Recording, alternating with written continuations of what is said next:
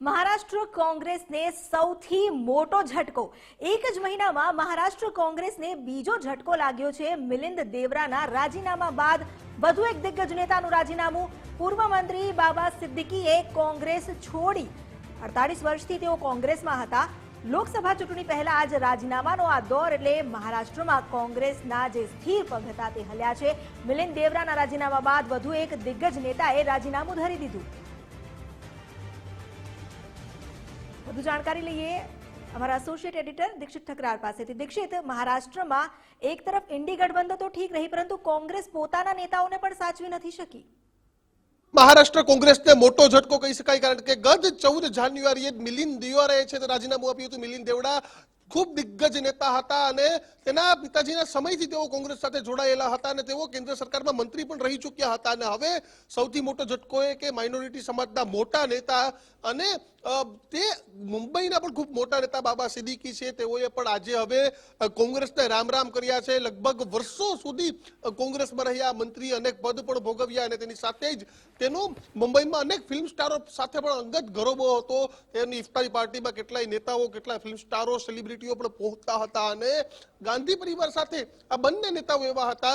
મિલિંદ દેવડાની વાત કરીએ અને બાબા સિદ્દીકીની, આ બંને નેતાઓની ગાંધી પરિવાર સાથે ખૂબ સારા સંબંધો, નિકટના સંબંધો હતા। પરંતુ અત્યારે જે મહારાષ્ટ્રની પરિસ્થિતિ છે અને જો મહારાષ્ટ્રના જો ગઠબંધનની વાત કરીએ, મહા વિકાસ આઘાડી ગઠબંધનની, તો આ ગઠબંધનને તો ત્રીજો ઝટકો પડ્યો છે, કારણ કે એક સમય મિલિંદ દેવડાનું રાજીનામું, દેવડાના રાજીનામા બાદ એનસીપીનું નામ છે તે અજીત પવાર ગુટ સાથે ગયું, એટલે કે શરદ પવારને નવું નામ પણ રાખવું પડ્યું। આ તમામની વચ્ચે બાબા સિદ્દીકીએ પણ આજે રાજીનામું છે તે આપી દીધું છે, એટલે કે લોકસભાની ચૂંટણી પહેલા એક બાદ એક માસ્ટર સ્ટ્રોક છે તે લાગી રહ્યા છે। ભારતીય જનતા પાર્ટી અને તેના એનડીએના ગઠબંધન માટે સારા સમાચાર આવી રહ્યા છે। એના તમામની વચ્ચે જે ઇન્ડી ગઠબંધન છે એના માટે તો નુકસાનકારક સમાચાર ખરા જ, પરંતુ જે પાયાના કાર્યકર્તાઓ હતા કોંગ્રેસમાં, કે તે મિલિંદ દેવડાની વાત કરવામાં આવે કે બાબા સિદ્દીકીની, આ પાયાના કાર્યકર્તાઓ પણ કોંગ્રેસ છે તે છોડી રહ્યા છે અને ઇન્ડી ગઠબંધન ને ખૂબ ઝટકો છે તે લાગ્યો છે। સાથે રાહુલ ગાંધી અને તેની ટીમને પણ એક મોટો ઝટકો, કારણ કે ખૂબ દિગ્ગજ નેતાઓ છે તે મહારાષ્ટ્રમાંથી કોંગ્રેસ છે તે છોડી રહ્યા છે।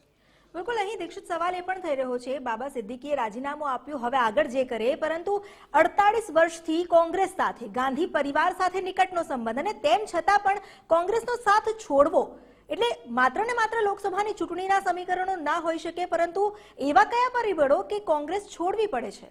કોંગ્રેસને હવે આત્મમંથન અને મનોમંથન બંને કરવાની જરૂર પડશે, કારણ કે પહેલી વખત આ ઘટના નથી બનતી। ભૂતકાળમાં પણ ઘણી વખત આવી ઘટનાઓ બની છે કે કોંગ્રેસના દિગ્ગજોએ કોંગ્રેસ છોડી છે। તો શા માટે કોંગ્રેસના દિગ્ગજ જે સંવાદ અટકી ગયો છે તે સંવાદ ખૂબ જરૂરી છે કોંગ્રેસના નેતાઓ અને કાર્યકર્તાઓ વચ્ચે, કે મોટા નેતાઓ છે તો જે ખરગે હોય, રાહુલ ગાંધી હોય, પ્રિયંકા ગાંધી હોય કે સોનિયા ગાંધી હોય, તે જે રાજ્યોના મોટા નેતાઓ છે, ગુજરાતની પણ વાત કરવામાં આવે તો અર્જુન મોઢવાડિયા જેવા દિગ્ગજ નેતાઓ નારાજ થયા।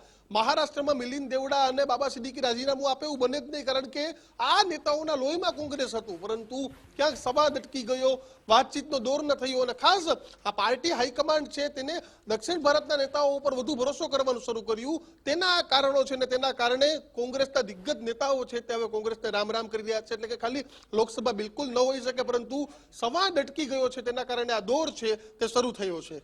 જી, આભાર આપનો અમારી સાથે જોડાવા બદલ અને જાણકારી આપવા બદલ। તો મહારાષ્ટ્ર કોંગ્રેસમાં જ્યાં આ પ્રકારની અત્યારની સ્થિતિ છે એવું લાગી રહ્યું છે જાણે મહારાષ્ટ્રમાં કોંગ્રેસની જમીન હલી ગઈ છે। ન માત્ર મિલિંદ દેવડા, હવે બાબા સિદ્દીકીએ પણ રાજીનામું આપી દીધું છે અને આ બંને એવા ચહેરા છે જે કોંગ્રેસ સાથે આજીવન કાળ રહ્યા હતા।